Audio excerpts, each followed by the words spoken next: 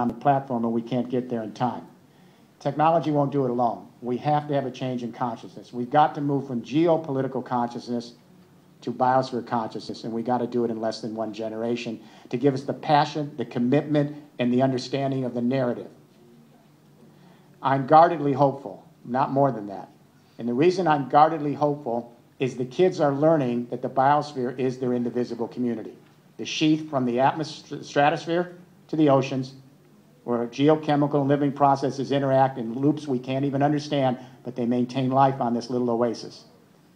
We've got 12-year-old kids coming home all over the world, and this is less than 5 years, and they're saying to them, "Dad, why are you using so much water while you're shaving?" Or they're saying to Mom and Dad, "Why is the red light on the TV? We're not even using it.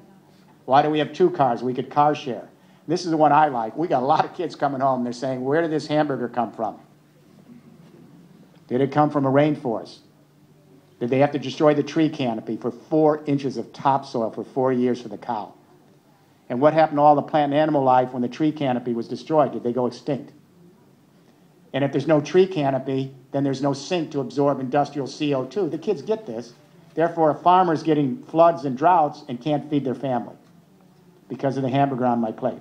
What the kids are learning is ecological footprint. That every single thing we do and every other creature, we all have an ecological footprint that affects the well-being of some other creature, some other family, some other ecosystem. We are totally enmeshed and interdependent in one biosphere community. This is biosphere consciousness. So my hope here is, I know that most of the people in here, this is the front line. A lot of you have been in this for 20, 30 years. I have a lot of friends in this room. We need to redouble our efforts. And the most important thing we can do now is get the narrative out.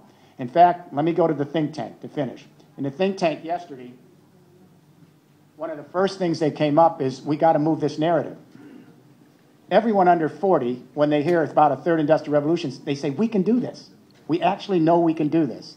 But how many people know about the third industrial revolution? Very few. So in the think tank, one of the issues that came up is we got to move the narrative. And coupled with that, a suggestion that came up in the think tank is our industries can't go it alone.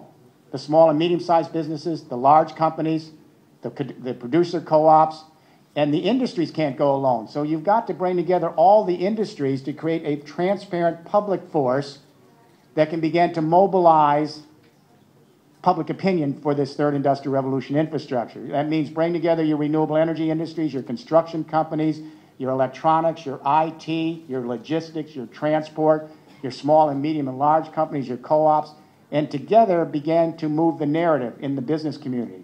Then we got to bring the civil society to the table at the same time to be engaged in every city and rural area right there to lay out the plan so everybody's engaged in the process. It is really a democratic process, or it won't work. It won't work. Another issue that was raised that I thought was particularly